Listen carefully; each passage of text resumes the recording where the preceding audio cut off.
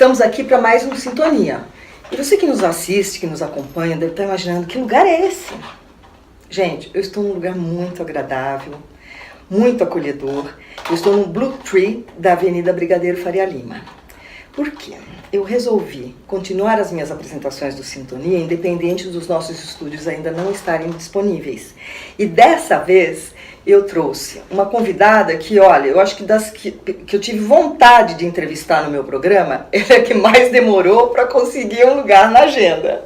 Eu trago hoje para vocês a empresária Chieko Aoki, só que não a trago como uma empresária. Ela vai falar de um assunto que eu ouvi pela primeira vez a semana passada num encontro com ela.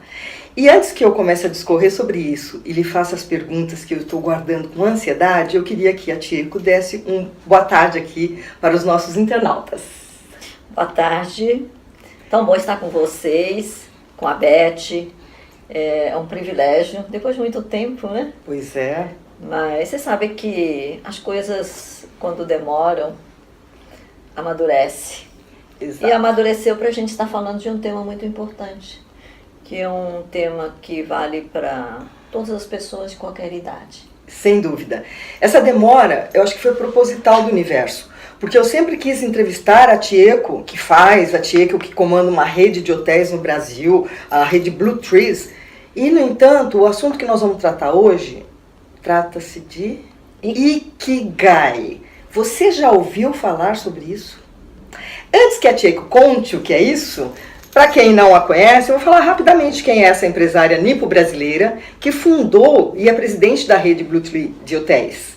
E o seguinte, ela foi considerada pela revista norte-americana Forbes como uma das mulheres mais influentes no Brasil, uma das executivas mais eficazes.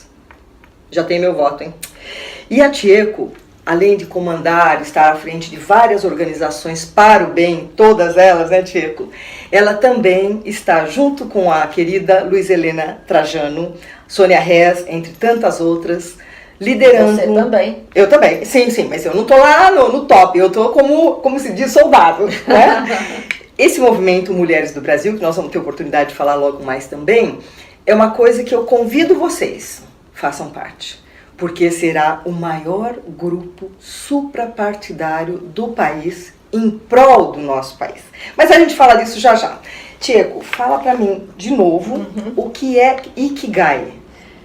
Bom, Ikigai, recentemente, dois autores espanhóis fizeram uma pesquisa sobre o que é Ikigai, que é um tema também foi escrito por um professor japonês. Ikigai, para o japonês, é uma coisa, dentro da cultura japonesa, é uma coisa super normal. É a razão de ser, a razão de estar, a razão de viver, de fazer as coisas, né?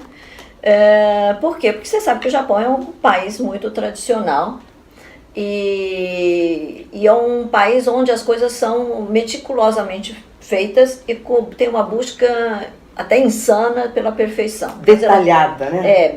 Fazer bem feito, ou de atender bem. Você sabe que o japonês é muito focado em atendimento, em tratar bem as pessoas, etc.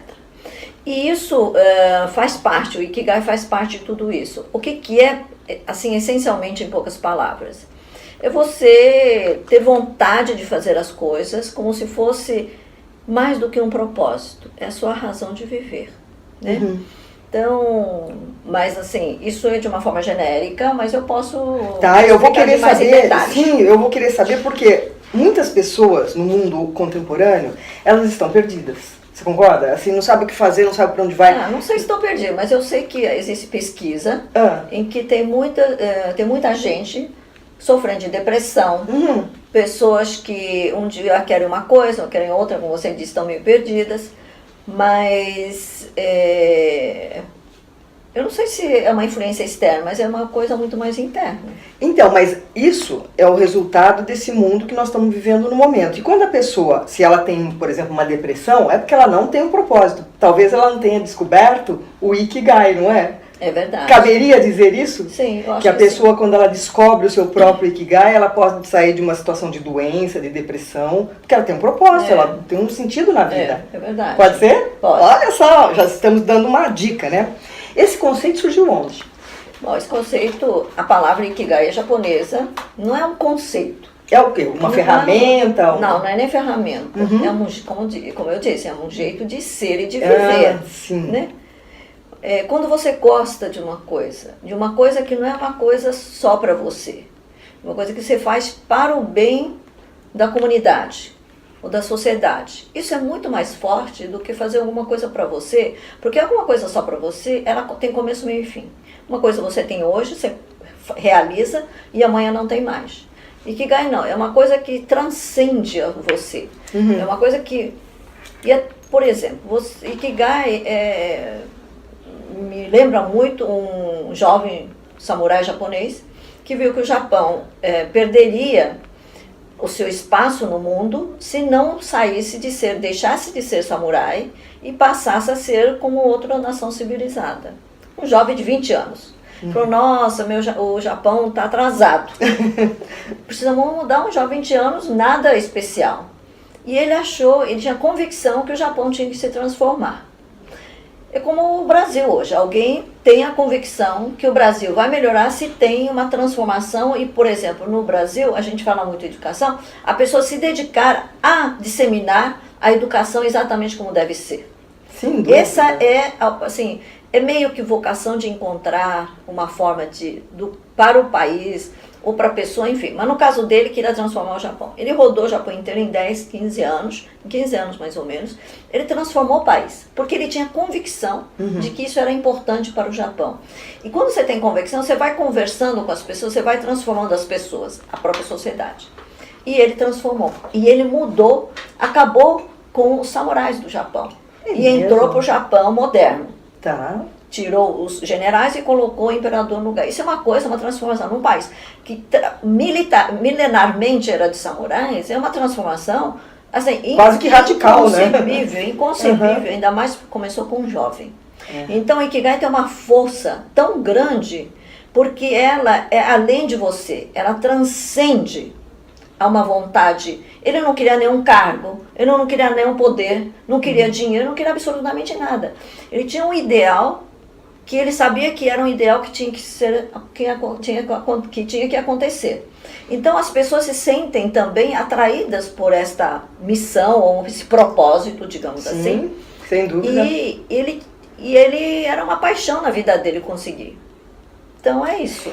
Você tem ideia quando que isso aconteceu? Sim, acho que talvez uns 300 anos atrás. Foi assim que tudo começou? Tudo começou. Poxa, olha, sempre tem alguém que chega lá e transforma, né? Pois é, e não precisa ser uma pessoa especial, Uhum. mas uma pessoa que tem uma pureza nos ideais, que não é uma coisa para si. Bem intencionado, né? Sim, uma coisa para a própria sociedade, queria mudar o Japão. Então, hoje em dia, tem vários casos que até eu posso te contar. Ai, por favor. Então, tem uma ilha... Olha lá para os nossos internautas e então, conta. No Japão, tem várias ilhas. Tem uma ilha de Okinawa, é uma ilha onde, imagina, morreram mais de 200 mil pessoas com a bomba atômica na guerra e tudo. Mas as pessoas superaram isso. Houve muitas mulheres, professoras de uma escola inteira se atirou na água, se suicidaram para não serem presas pelos americanos. Então é uma ilha que sofreu muito, eu respeito demais, são pessoas muito boas, né? Pessoas de Okinawa, da ilha de Okinawa, pessoas muito boas. E mesmo assim, as pessoas nessa cidade, nessa comunidade, vivem mais de 100 anos e vivem felizes, né? Por quê? Porque eles têm uma gratidão pela vida. Então, um faz bem para o outro. É uma comunidade onde um ajuda muito o outro. E vivem muito felizes em poder ser útil. Porque uma das coisas importantes para você sair, imagino, né? Eu nunca tive depressão, mas uma coisa importante para todo mundo é você se sentir importante. Esse foi o William James, um filósofo americano, que disse: a coisa mais importante, mais básica do ser humano é sentir-se apreciado, sentir-se validado, importante. Né? Exato. E aí, o que faz o Ikigai? O Ikigai faz com que para você, se sinta realmente importante, que você tenha uma coisa a entregar uma coisa boa para fazer. E outro fala, nossa, você é tão importante para mim porque você faz isso. Então sempre há uma...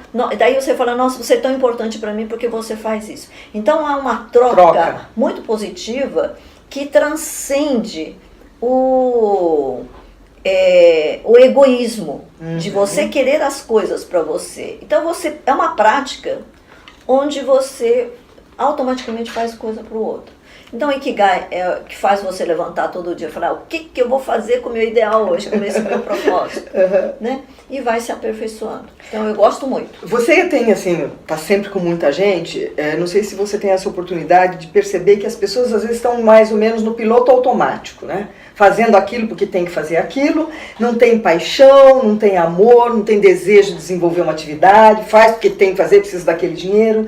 E eu imagino que se a pessoa descobrir esse Ikigai, que é ela ser, ela estar, porque às vezes a pessoa está fazendo uma coisa e nem está presente, e fazer realmente pelo próximo, ela passa a ter mais um brilho na vida, ela passa a ter um propósito, se sentir melhor. Mas eu acho que não pode ter vários Ikigais, né? É um Ikigai que você tem que ter, ou seja, o meu vai cuidar... No Japão tem, por exemplo, tem famílias que tem por gerações, tocam uma pequena loja de doces. Tá. Fazem isso por mais de 200 anos. Ou produzem shoyu por mais de 300, 400 anos. Nossa, é mesmo? Tem muito isso no Japão. Sim. Tem hospedaria, né, hotel, que tem 300 anos, 200 anos.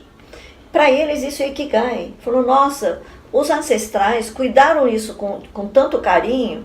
O meu dever é preservar, melhorar e deixar para as futuras gerações. Aquilo viram Ikigai.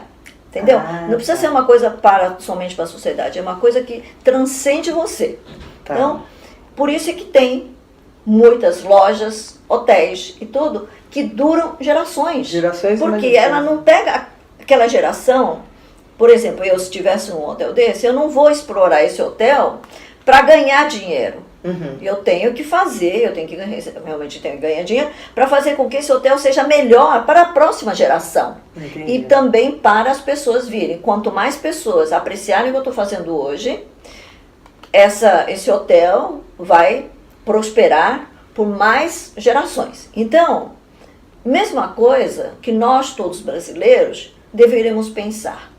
Não pensa em tirar tudo do país, mas principalmente cultivar as boas práticas, a educação, a saúde, para que as pessoas cresçam no país com saúde, com educação, com bem-querer um ao outro. Então, um país como esse, daí, ela vai ficar consequentemente mais rica, porque mais pessoas, por exemplo, no meu setor, turistas vão querer vir, mais investidores vão querer fazer investimento aqui, porque as pessoas são genuinamente boas e têm a vontade de fazer com que o país seja bom por muitas gerações. Então, eu gosto do Ikigai por isso. Quando tudo que você faz com muita devoção, você faz com muita devoção, fazer pensando como fazer melhor, sempre, Sim. E não para você, seja para o cliente, seja para a geração seguinte, qualquer coisa você faz assim, eu acho que assim, eu diria, uma devoção que transcende o seu egoísmo, de você querer para você. Porque o mundo acaba, se você pensa só hoje depende do amanhã, amanhã depende de hoje. Sim. Se você acabar o presente, como é que você tem um futuro? Sim. Não existe. Inclusive diz que o presente é uma coisa tão efêmera, porque a hora que eu estou falando isso eu já estou em outro momento. Pois né? E a gente causa algo aqui para colher lá na frente, não é isso? Eu acho que essa percepção é muito Eu vou contar uma curiosidade para vocês. Eu nunca tinha ouvido falar de Ikigai. Eu estive tomando um café a semana passada com a Tieco, e aí eu contando um pouco do que eu fazia, porque a gente sempre se vê nos encontros de Mulheres do Brasil, mas nunca tivemos assim tão perto como aquele dia, né? Foi muito enriquecedor. E eu contei para ela algumas coisas que eu faço, e ela falou, você já tem o seu Ikigai. Foi aí, eu falei, mas o que é isso, né? Gente, surgiu essa pauta, que pra mim, assim, tá sendo um orgulho enorme poder divulgar, porque é uma forma das pessoas poderem trilhar um caminho com um objetivo, e como ela tá falando, dando continuidade, atendendo amorosamente, fazendo com calor humano, muito melhor, não é mesmo? E me fala uma coisa, tem algum livro, se alguém quiser saber mais, a Wikipedia deve ter coisas a respeito de chama-se Ikigai. tem livro aqui. Ah, o livro chama, mas já tem traduzido? Está traduzido, inclusive, essa semana eu estava com um grande empresário, um dos maiores empresários do Brasil, que estava sendo homenageado, ele estava do meu lado, e ele me disse, tia, que eu estou lendo o livro, li o livro Ikigai, adorei, já comprei e distribuí para todos os meus filhos e netos. Uau! Para você entender como é importante, as coisas simples que podem ser importantes na vida. Olha, você acabou de dar uma boa ideia para empresários, porque assim, o que eu sinto hoje é que o empresário que tem um olhar para os seus colaboradores, dando-lhes condições assim, não é só assim, você tem comida, você tem passe, você tem isso e aquilo, não, é algo a mais. Por exemplo, dar um livro para a família que vai interferir, influenciar para o bem, é um bem. Imagine você, no final do ano, essas empresas que estão aí, podem dar o livro Ikigai, que vai ser transformador, não é mesmo? Muito bom. Como é que a cultura japonesa encara os desafios da vida, independente do Ikigai? Eu acho que o Japão é um país que é uma ilha. Uhum. É uma ilha por onde esse ano passaram, por exemplo, 14 tufões. Nossa, gente do céu. Tem desastres naturais o tempo todo. Sim. A religião é budista. Uhum. E a religião do imperador é shintoísta, que é um pouquinho diferente, que todo mundo confunde. Tá. E lá, o que acontece? Que além da dificuldade natural, né, é um pedaço de ilha pequena. Sim. Então, a condição de vida e montanhosa. Então, a condição de vida no Japão não é fácil.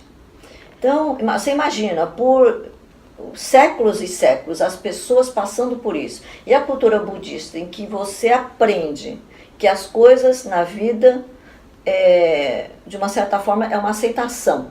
As coisas acontecem, você tem que ter serenidade para aceitar os reveses da vida. Então, eu vejo que na cultura japonesa existe muito a busca da paz interna e externa também, a serenidade e de aceitar a vida de que ela é cheia de altos e baixos. Uhum. O importante é você ser muito forte internamente. Não é você ser forte externamente, mas muito mais forte internamente. Por isso você faz, como é que se diz? Na religião que é hindu, né? Faz meditação, né? Que todo japonês a gente faz. Faz você muito, reza, né? você faz meditação, etc. Que a meditação faz que você tenha uma serenidade interna, o seu pensamento, você esvazia sua cabeça de todas as coisas, que você toda hora enche a sua mente de coisas importantes e não importantes. Então você dá uma geral para dar uma tirada, porque é importante você varrer para fora as coisas que não são importantes. Então eu acho que o japonês busca, assim, uma vida leve, uma vida sem sobressaltos, porque como tem muito sobressalto, uma vida sobressalto, e que possa conviver em comunidade, feliz, em paz, com as pessoas, sem nenhum exagero. Acho que uma das coisas da cultura japonesa é não ter exagero. Sem exagero. Uma das coisas, não é porque você está na minha presença que eu vou dizer isso. Eu sempre admirei muito a cultura e os japoneses em si, porque eu convivo, né? Eu tenho o Instituto Mizuki, que eu vou há tantos anos, lá são todos japoneses. E uma coisa que eu percebo assim, o japonês cuida muito da alimentação. A gente percebe que eles têm um cuidado, eu vejo a pele da minha massagista, nossa, eu fico encantada. Eles cuidam da emoção, como você está falando, eles se preparam, eles cuidam da mente, eles fazem a meditação. Então, a gente não tem só o corpo físico, né, Tcheco? A gente tem corpo astral, etérico. Por isso que eles estão nessa evolução, que são um exemplo para o mundo. E o fato de fazer a meditação talvez os acalme com relação a esse, sei lá, temor que existe sempre uma sombra que será que vai ter mais um tufão? Vai ter alguma coisa que abale? É isso que dá a eles essa tranquilidade que você está se referindo, não é? Eu acho, Beth, o seguinte, assim, minha visão é de que os problemas os desafios, as superações, é um caminho para você se aperfeiçar. Nossa, que lindo, hein? Nossa, deu até nó na minha garganta. Não, mas é isso. É verdade. Você tem que encarar, primeiro, que faz parte da vida. E depois, não é aceitar, você lutar contra isso, com os desafios da vida, mas quanto a gente, o ser humano tem uma coisa muito forte, que é resiliência, uma força interna. E quanto mais dificuldade você tem, mais você fica forte. Sim. Você sabe que as pessoas que têm alguma deficiência são pessoas muito fortes. São admiráveis, porque aprendem a superar. Aprende a saber que muitas vezes ela depende só dela, que os outros, tudo bem, te cuida e tal, mas na verdade você depende de você. Eu tive meu marido que ficou em cadeira de rodas, que não falava e tinha uma série de problemas, por 17 anos. E eu vi como ela era feliz, porque ele se superou. Ninguém, igual as plantas. Você não cresce as plantas, elas crescem sozinhas. Você cuida, você ajuda a cuidar o meio ambiente para que ela possa crescer bem. Certo. Né? É a mesma coisa.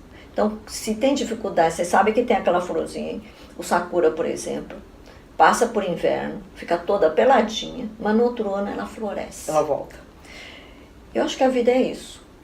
Tem dificuldade, você tem que aguenta firme, e cada vez que você passa por dificuldade, tenha certeza que você ficou mais forte.